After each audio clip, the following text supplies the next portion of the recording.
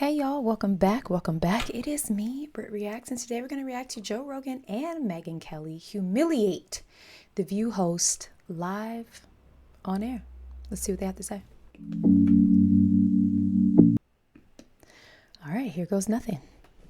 That hot mess that they air in the mornings called The View had to issue not one, not two, not three, but four corrections, legal corrections, four legal notes. Not to mention what they did at that debate, where once again, they tried to fact check only one side. And then when their fact checks got fact checked, they cowered. They cowered in fear. I mean, this is a pattern with them. I think the problem with that show is that show has this very specific ideological bubble in which they operate in. You know, and they always bring on a token conservative woman, they yell over her and silence her. And, you know, they did that with Megyn McCain. Oh, you thought The View had the monopoly on drama? Think again. Joe Rogan and Megyn Kelly just teamed up to deliver a knockout punch that left The View hosts scrambling for their self-esteem. Yikes. It wasn't pretty. If you thought they were untouchable, think again. Stick around as we break down how these two absolutely destroyed the so-called queens of daytime TV. Trust me, you won't want to miss this one. It's nothing Just there. go for it. Yeah, there's nothing there. Sometimes. Who named them the queen of... Okay.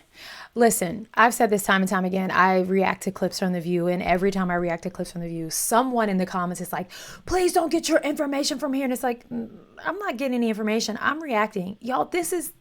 in essence, entertainment. Okay, like, please don't think I am holding anyone on this computer monitor to law and fact. It is all just an honest reaction to what's being said. With that being said, I have made it super clear that I do think The View, I think the intentions of The View were really well intended in the beginning when they first started the show, and Barbara Walters was at the top of the table, and they really had a slew of women with a slew of different points of view, different upbringings, different, like, there was just, it was truly The View, but from women. And I think we were getting it from all different kinds of women. And I think it's always been somewhat controversial. They've had panelists come and go, you know, it's kind of been a revolving door, but now where it has landed is very, like, I feel the same way about The View that I feel it about the government. Like, we need to get rid of the dinosaurs that are very stuck in their ways. They won't think, there's no freshness on the panel. And I think they keep trying to bring it in, and these poor conservative women that they bring in, and I say poor conservative women because they don't stand a chance. Like, you're really coming on the show to be bullied by these very, hard personalities of women who think the way they think, and they think the way they think is right, and there's no room for correction or recorrection, right? Like, you can redirect your thoughts if you want to be open to that. But I think Whoopi, I think Joy for me is the leader of the hyena pack, not Whoopi. You get what I did there? And then Sunny has come in and kind of stamped their trio. And then the other two women, I don't even know their name because, again, I feel like it's a revolving door with conservative women. Like, the last conservative woman I remember being super problematic was Elizabeth. She was like not down for them bullying her and silencing her. And so, yeah, I think they need to maybe get some fresh voices for the Democratic side, because they're not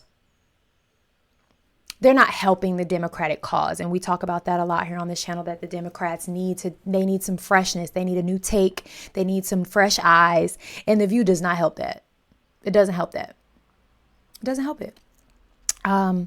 So yeah, this will be interesting. I enjoy Joe Rogan. I've never reacted to Megyn Kelly, and Megyn Kelly is one of those, much like how I talk about Candace Owens and Brett Cooper. Like, I don't know enough about them to have a strong opinion, but what I have seen online, I don't like. The clips I've seen online, I don't like. I don't like the approach. I don't like the verbiage sometimes. But again, these are small clips. I've never watched her show in entirety. So yeah, that's me being honest and transparent. I might change my mind by the end of this, but that is where I'm going into this reaction to this 19-minute piece of internet. This is not law. I just feel like I always got to say that. Some of y'all get Trust me, up, you won't want to miss this one. It's nothing Just there. go for it. Yeah, there's nothing there. Sometimes comics do that. Yeah, and then the other question is then, is that representative of a big constituency? I think probably yes. Well, a lot of MSNBC people, viewers are probably also thinking, I don't even think the MSNBC viewers. I think that's they're a too little bit far. more sophisticated than that. Yeah. This is like low information, blue no matter who, like older housewives who are mad at the world. Okay. That's the appeal that Whoopi Goldberg has. Yeah. It starts with the I usual agree circus. with The View in full meltdown mode. 5 grown women yelling over each other like it's a televised seance gone horribly wrong. Televised. Joy Behar is halfway through her 15th moral panic of the morning. Whoopi looks like she's calculating pi on a napkin, and Sunny Hostin is passionately arguing with gravity itself. Nobody's listening, everyone's interrupting, and the audience is clapping like trained seals whenever someone vaguely says empowerment or democracy. Great breakdown. If chaos had a great daytime breakdown. slot, this is it. Donald Trump will be sworn in as the 47th president of the United States, yay, on January 20th of this month. Not everyone's happy about it, and many people would like us to be more focused on the insurrection that he personally unleashed, if you ask them. As we discussed earlier, they think it's as bad as like the Holocaust, and you don't have to take my word for it. Here is Sunny Hostin. January 6th was an atrocity. It was one of the worst moments in American history. And when you think about the worst moments in American history, like World War II, things that happened, like the Holocaust, chattel slavery. Yeah, the January 6th is right up there next to the Holocaust. Somewhere in the mess, someone tries to form a coherent thought, but it's immediately drowned out. Okay, so what I do gather is that Megyn isn't denying that it happened as far as the January 6th insurrection. She is saying that Donald Trump, and this is what I feel she inferred, was like she kind of was sarcastic in the way that she said she feels like Donald Trump set it off himself. So she acknowledged that it happened, but she doesn't think Donald Trump is responsible for it. Is that what I'm to understand? Secondly, I do think it is a offensive comparison to compare the Holocaust to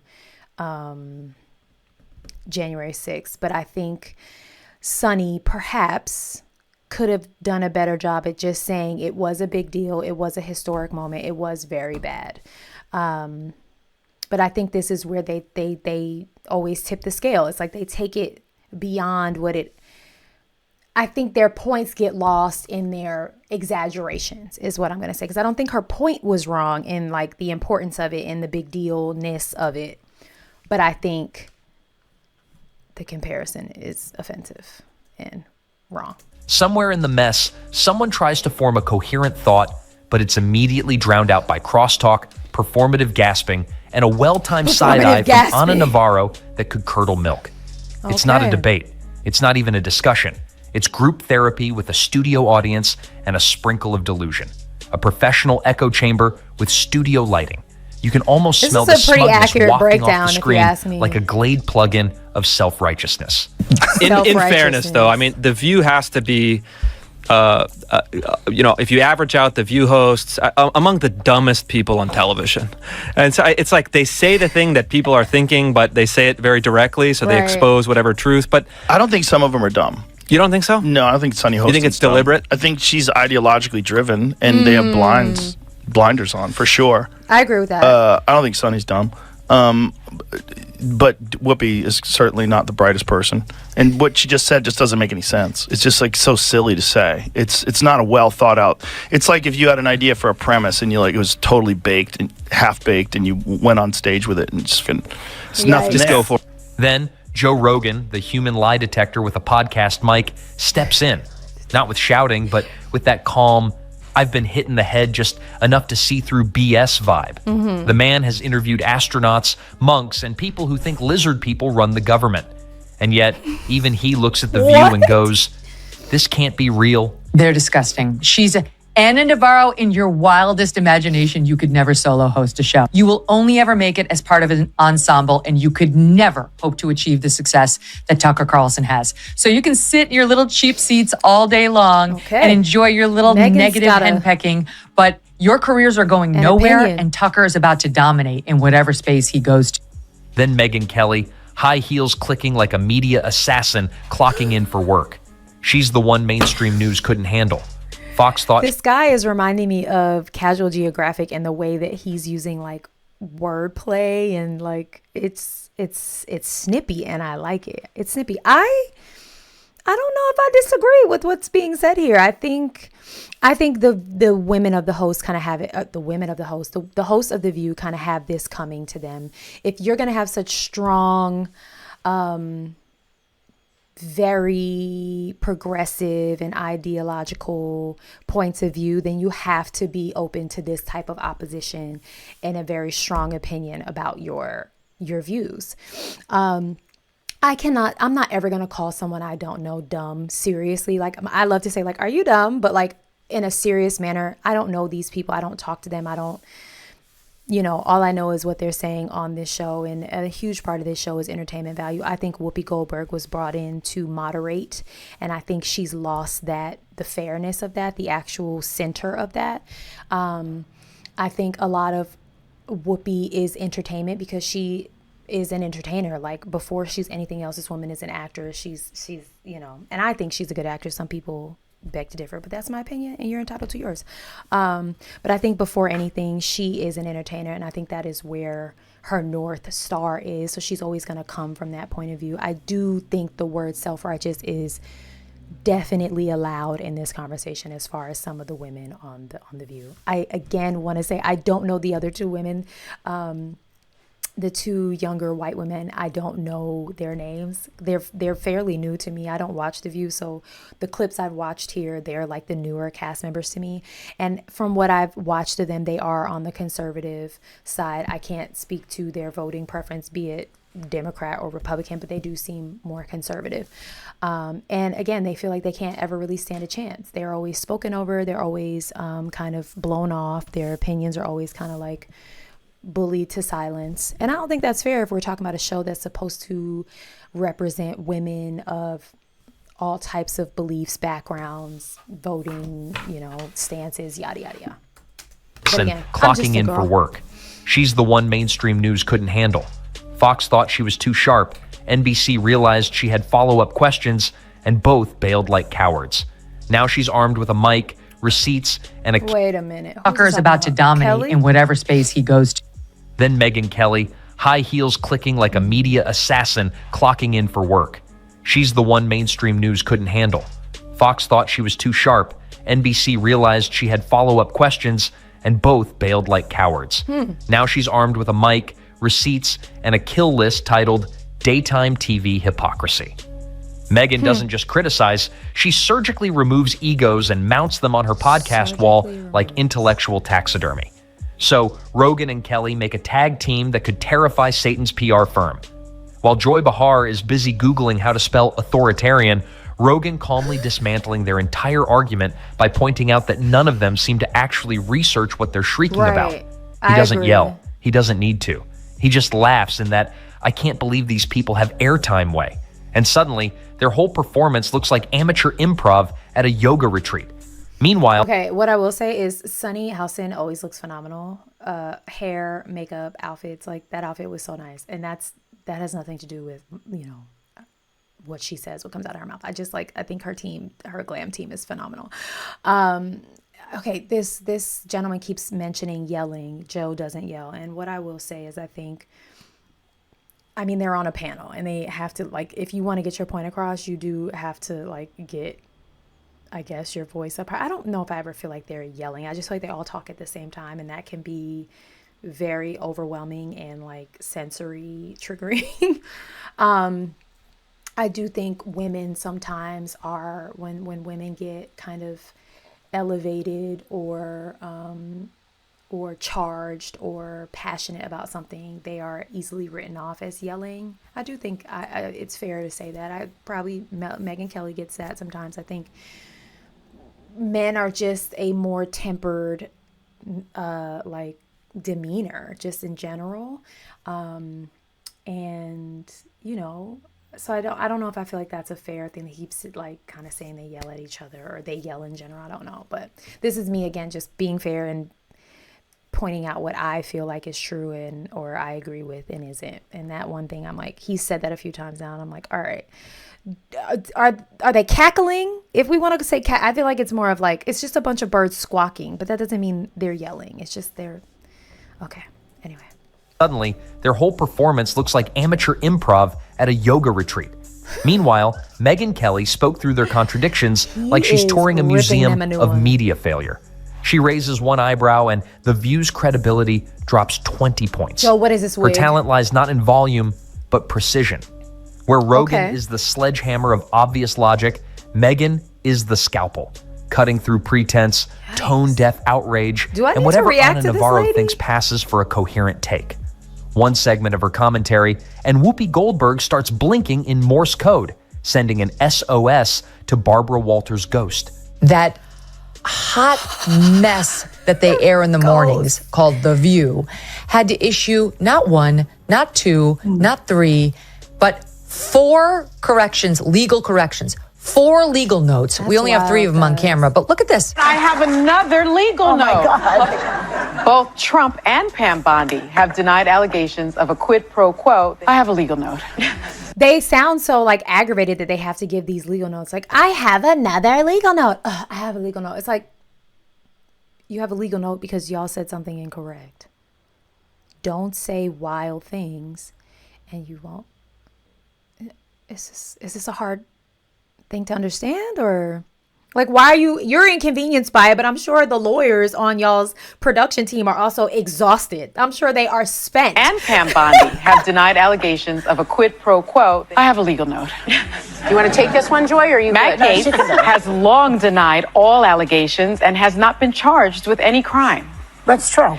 Also, another legal note. Pete Hegseth's lawyer said he paid the woman in 2023 to head off the threat of a baseless lawsuit. He has denied any wrongdoing. Not to mention what they did at that debate, where once again, they tried to fact check only one side, and then when their fact checks got fact checked, they cowered. They cowered in fear. I mean, this is a pattern with them. The real tragedy? The View thought they were untouchable.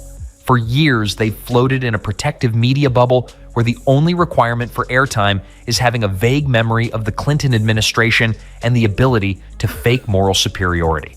But now, that bubble has been popped by 2 people who don't need the permission of legacy media to call out the nonsense.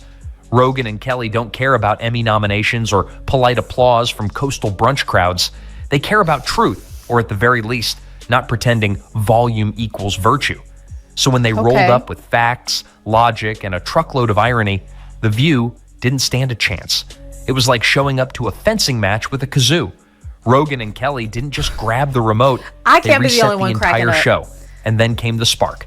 The moment The View decided to go full ignition on a gasoline-soaked stage.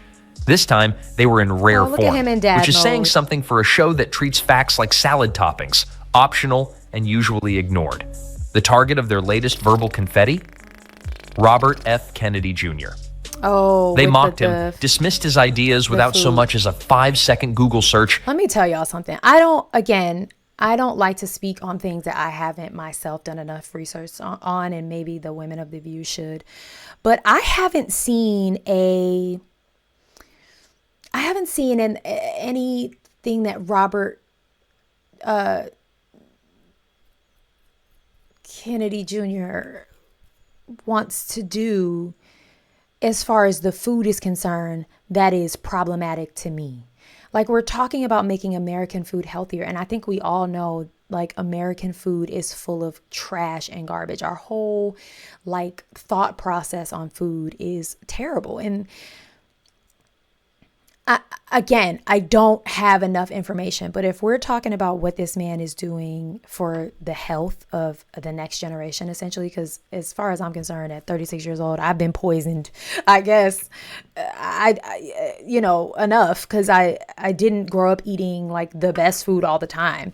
But if I have a chance to feed my children better, I want to take that chance. I know he's controversial, I know, but the things I've seen, I'm kind of like, oh, I'm down with that. Let's go ahead and take red number 7, number 40, number 52 up out of here. Let's get it going. They mocked him, dismissed his ideas without so much as a 5-second Google search, and rolled their eyes like they'd just been asked to explain basic civics. The level of disdain was Olympic, synchronized, and absolutely void of substance. Interesting, because I think Sunny's very intelligent, but she's ideologically captured. Right.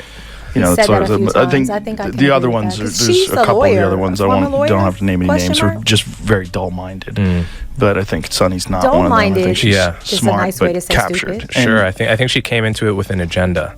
Of course, you know, they do everything with an agenda. They didn't stop there. Oh no, they decided to toss free speech into the bonfire too, because apparently expressing controversial opinions is now a crime if it doesn't align with their studio-approved, brunch-certified worldview. According to these ladies, podcast hosts are dangerous, misleading, and in some cases, literal threats to democracy. You know, because having a long-form conversation where someone finishes a sentence is far too radical in today's fast-talking shriek fests. And then Joe Rogan gave them a total roast. No yelling, no table flipping, just that slow-burning, logic-laced, eyebrow-raised dismantling he's known for. On his podcast, between episodes about elk meat and ancient civilizations, he carved the View segment up like a Sunday brisket. Calm, brutal, and precise.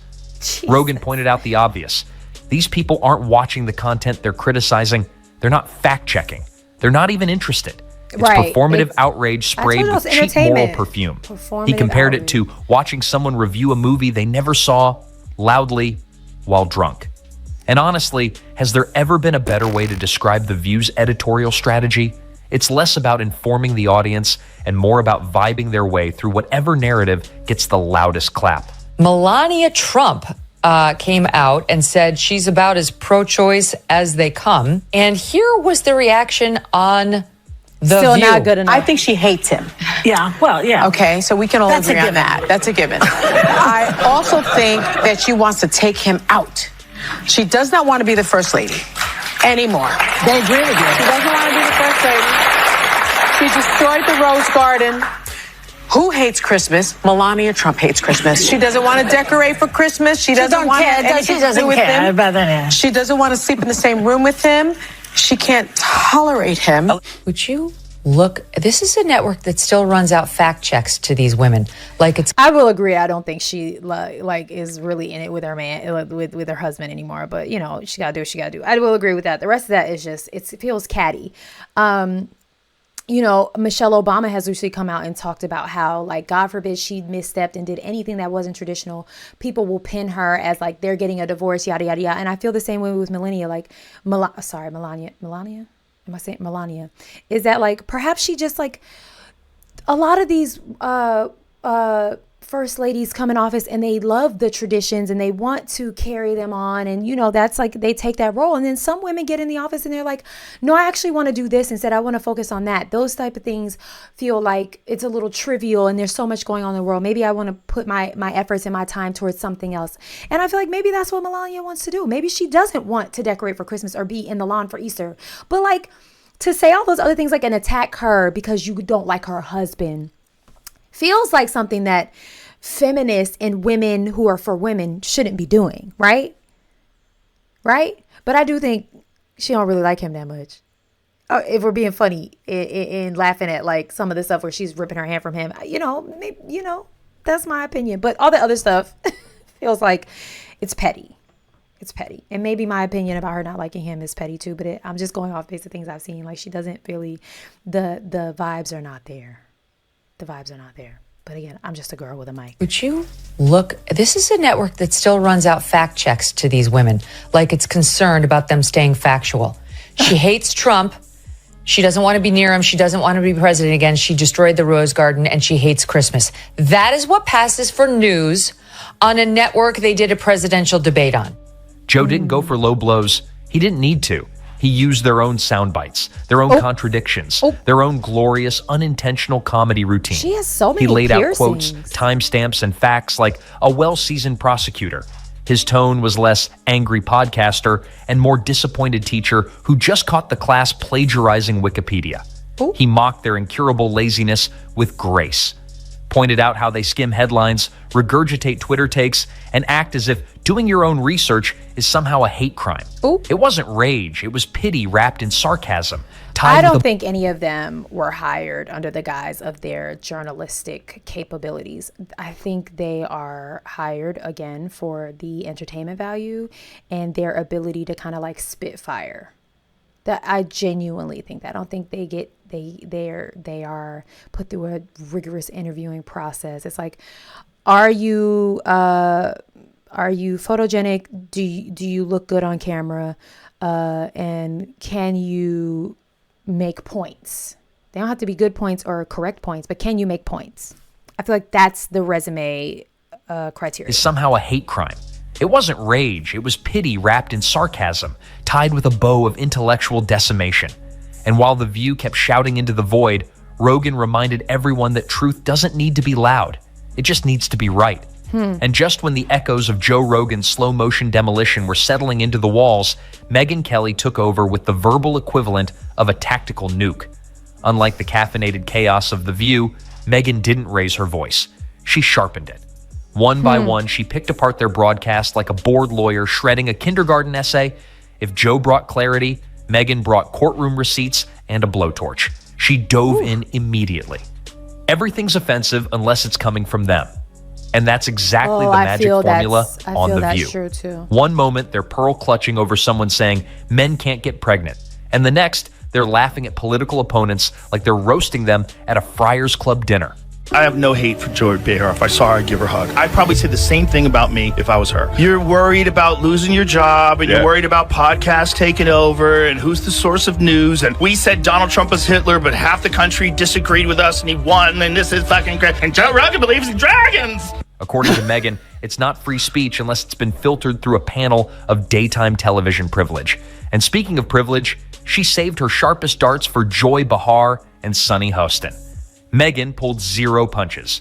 Joy, the walking eye roll emoji of the show, got eviscerated for acting like she's the grand high priestess of progressivism while casually dishing out takes that would make an actual feminist beg for earplugs. And Sunny? Right. Oh, Sunny. Megyn took a scalpel to her smugness, calling out her elite lawyer turned daytime diva vibe. Megyn ripped through their faux moral superiority like a hurricane in a hypocrisy warehouse. Self-righteous. Female empowerment? More like curated drama wrapped in pastel blazers. I just think, right, as someone who I am just on pursuit of goodness, and I like what's good. I don't like what's not good. And, you know, sometimes that lands on one side of things. Sometimes that lands on the other side of things. I think, in my opinion, The View is doing way more harm than they are good. If they are trying to champion for the Democratic side and help the Democratic side win the next election or have a positive voice, I think they're failing. I think they are a big part of the kind of progressive movement that doesn't really have any like substance or like they're not really standing on anything. They're very wishy-washy. And again, that's not a good look if you're trying to help a party like get back to being for the people. I think it's okay to be progressive. I think it's okay to want change. I just think if you go about it with negative intentions, the results are going to be negative. And I don't feel they have the best intentions. Like, I think the Joy being a negative or a walking eye rolling emoji is hilarious because it's true. It's like she just always seems grumpy, like she woke up on the wrong side of the bed. She doesn't want to find the good in anything. Sunny does feel pretentious and self-righteous at times, and Whoopi seems to just blow everybody off because she's not actually listening. How is there any good in that? How is there any positivity in that? How is there any feminism in that? I don't know. It just is like, if we're going to shout how feministic we are, it's like something seems... Again, I think we need some new fresh takes. I think we need to bring in some new points of view that are actually people that women that want to hear other women's opinions and then just talk about them. That doesn't seem like what's going on here. All right, we're going to wrap this up. Expose the way the show paints dissenting opinions, especially from women, as treason. Disagree with the groupthink? As treason. Suddenly you're not just wrong, you're a threat to sisterhood. It's not a round table. It's an emotional hostage situation where the only safe answer is whatever Whoopi said 5 minutes ago. But it didn't stop with roasting personalities. It got surgical when the facts rolled in. Because here's the kicker. While The View thrives on emotionally charged half-bites, Joe Rogan and Megyn Kelly come armed with actual research. Crazy concept, right? Referencing full transcripts, context, reading past the headline, witchcraft. Do you see what Whoopi Goldberg said? What'd she say? Whoopi Goldberg said that Biden could arrest all the Republicans and put them in jail. You just need to see how unhinged this kind of thinking is. Well, you know what Joe Biden could do? Joe Biden, you have to see it because it's so on TV. crazy. She said on television. You know, just let's look at a scenario where the Supreme Court says, yes, he has all those rights. He is immune from everything. Yeah. You know what Joe Biden could do since he is presently president? What? Whoa. He could throw every Republican in jail.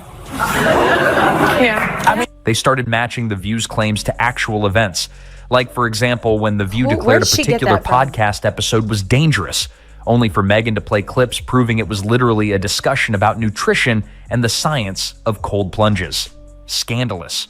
Or when Joy insisted Rogan platformed hate, but a 30-second fact check showed it was a military veteran talking about PTSD and meditation. The horror. Context is a beautiful thing. Context is a beautiful thing. And those who abuse context on any side, anywhere, are ill intent. There's ill intent. And I think that all the time. Sometimes I'll say, like, I'll react to something. I'm like, I probably need more context here, because to just take a sound bite and decide to use it, to weaponize it. Again, what are the intentions? What good are we doing here? That's a lot of luggage this man has got pushing around here. Where the heck is he coming from? Megyn didn't just call them out, she buried them in context. And Joe, ever the conversational monk, had already deconstructed their entire worldview without breaking a sweat. The contrast was brutal. Rogan and Kelly, thoughtful, researched, nuanced. And let's not forget the ever-present disdain The View has for long-form podcasts. Who has time for 3-hour conversations? They scoff, as if their viewers are begging for more 10-second opinion spasms sandwiched between commercials for arthritis cream and debt consolidation. I love that outfit, though. Megyn and Joe weren't just responding, they were exposing. And while The View hid behind applause signs and scripted righteousness, these two were holding up mirrors. Painful, hilarious, brutal mirrors. And just when you thought the hypocrisy couldn't ferment any further, The View decided to take a masterclass in misinformation and teach it as gospel. I don't know. Hey, this is the most important part. This is right after she was saying, we are run by ABC News. You should trust us, not Joe Rogan, who believes in dragons. So she by saying we should trust them because they're double checked by ABC News, and then making the stupidest fucking statement. Like you didn't listen to what I said. Yeah. You didn't listen to what the wildlife biologist, and that's only a part of what he said. Remember when they confidently declared certain COVID facts as science, only for that science to quietly pack its bags and flee the building months later? Or when they painted political candidates as existential threats to democracy based on Facebook memes and Whoopi's half-remembered dinner conversations? These weren't slip-ups. They were symphony. This is a read. If y'all ever hear the term a read and you don't know what it means, this man is reading these women for filth. Listen, at the end of the day, they have an audience, they have a demographic that watches them. As a content creator, I can tell you, right, I can look into my analytics and I can see the age group clips that watch me, the times they watch me, the gender, you know, like you can see all these things. And I'm sure they have to entertain the people that are watching them. And the people that are watching them are not Gen Z, not even really millennials that are sitting at home watching them and absorbing their information. These are the people who are watching that are keeping their ratings high and keeping the certain hosts that are around the table are there for a reason. But I would love for ABC to shake it up, because it's just, sometimes it feels like the blind leading the blind. And again, the intention behind that, I don't know, but there's no good. Of confidently wrong declarations. Let's not forget their greatest hits, like when they suggested that certain legal cases were open and shut, based purely on whether or not they liked the defendant's haircut, or the time they claimed that Joe Rogan was spreading dangerous misinformation while misquoting him so badly that even the internet collectively cringed. And this is all while acting like they've been knighted by the Council of Truth and Accuracy. Now contrast that with Rogan and Kelly, two people who, shockingly, don't pretend to be omniscient. Rogan regularly invites people he disagrees with, a concept so foreign to the View set that it might as well require subtitles. And Megyn, she'll quote the actual case file, not just something her cousin reposted on Instagram. Oh my gosh. And when the receipts start rolling in, cue the world's tiniest violin section, because here it comes, the inevitable victim parade. We're being silenced, scream the women who speak into a camera 5 days a week with a studio audience, nationwide syndication, and 2.5 million daily viewers. That's not censorship. That's called dominating the airwaves while whining about being ignored. It's like Jeff Bezos complaining about not getting a fair shot at selling books. Joy Behar fumbles out a defense so tone-deaf it could cause tinnitus. And Whoopi? She attempts a philosophical deep dive and ends up somewhere between Plato and a sleep-deprived fortune cookie.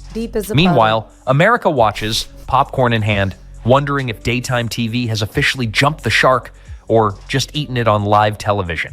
So here we are, The View, a relic from the era when shouting over each other in coordinated blazers passed for journalism, now gasping for relevance in the age of Rogan and Kelly.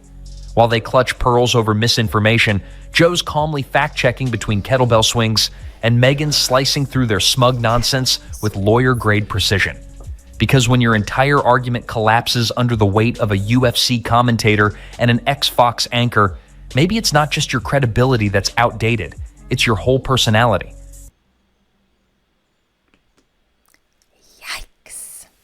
Yeah, I think The View needs to do like a whole body scan. Just scan everything and work on just doing better. All right, like I said at the beginning of this video, I don't know a ton about Megyn Kelly. I've not watched anything of hers in totality. If there's something you'd like me to react to, let me know.